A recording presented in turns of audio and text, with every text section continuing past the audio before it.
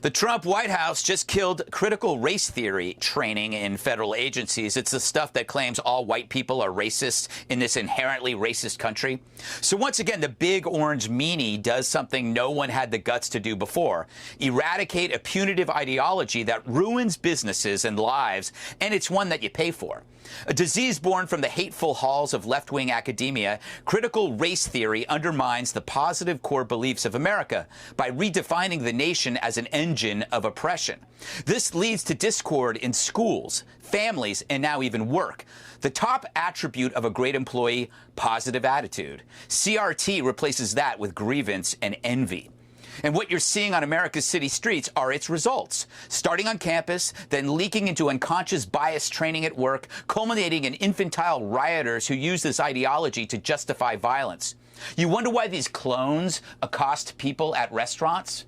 They've been brainwashed to think you're unconsciously racist, and they're there to wake you up.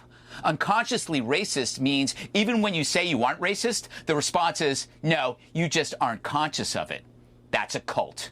But those who demand such indoctrination operate on their own unconscious racism. They assume all white people are one way, possessing white privilege. That's conscious racism. And Trump's right to expel this toxin from the workplace. Let's hope this bravery spreads. The survival of our country depends on it. All right, we'll go fast around the horn here. Dana, good move on Trump's part?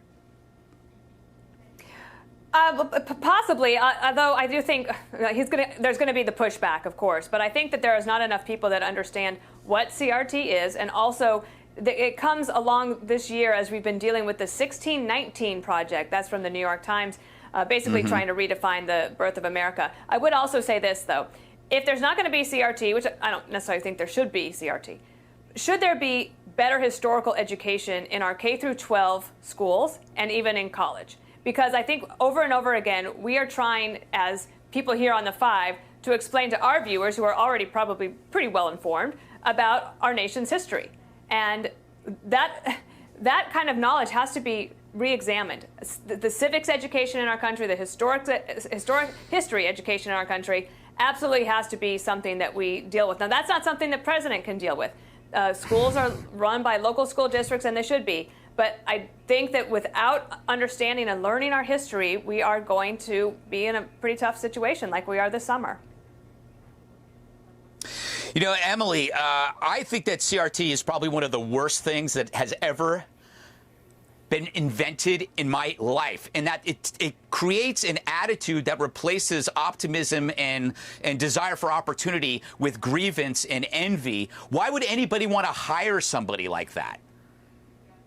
And trying to apply it to the federal government is such a farce, Greg. It's like it's trying to apply someone's individual paradigm to something that is not a like beast. Take it from me, I was a federal managing attorney for years, and I know what resource utilization looks like. It would be a colossal waste of time and waste of taxpayer dollars. And by the way, in a huge study conducted of our mammoth federal government, the 80 and 90+ % of employees, what they really want training in, what they really think would benefit us as citizens, are things like technology innovation and reducing security and privacy requirements, and things that would actually make a difference in how our government runs and how we see those benefits. We see those benefits, not this sort of fantasy land stuff.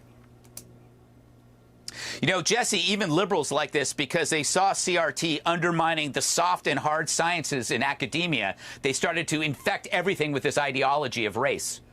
Greg, I'd like to say something on behalf of white people right now. Dana, hold my hand. Oh, God, no. God, no. No. Now I'm scared. That was a test. It was a joke. I was just seeing if Dana was paying attention. I didn't have anything to say. But good. Dana, you stopped me. I felt the squeeze. Good job.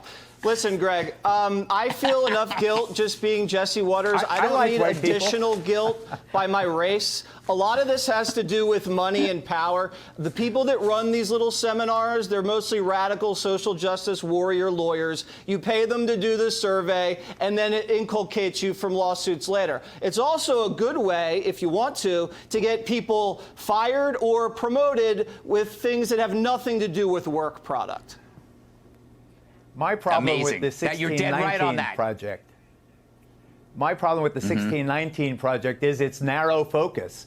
I'm over 10% Native American. That means that 10% of my descendants were here thousands of years before 1619. Latinos are the biggest minority group in this country. Native Americans have to be recognized as well. We have this laser focus, this narrow focus on a minority that has been oppressed and justly needs recognition for that oppression and discrimination. So do other groups as well. And the best way to do that is with everybody integrating together, not separating. That's it.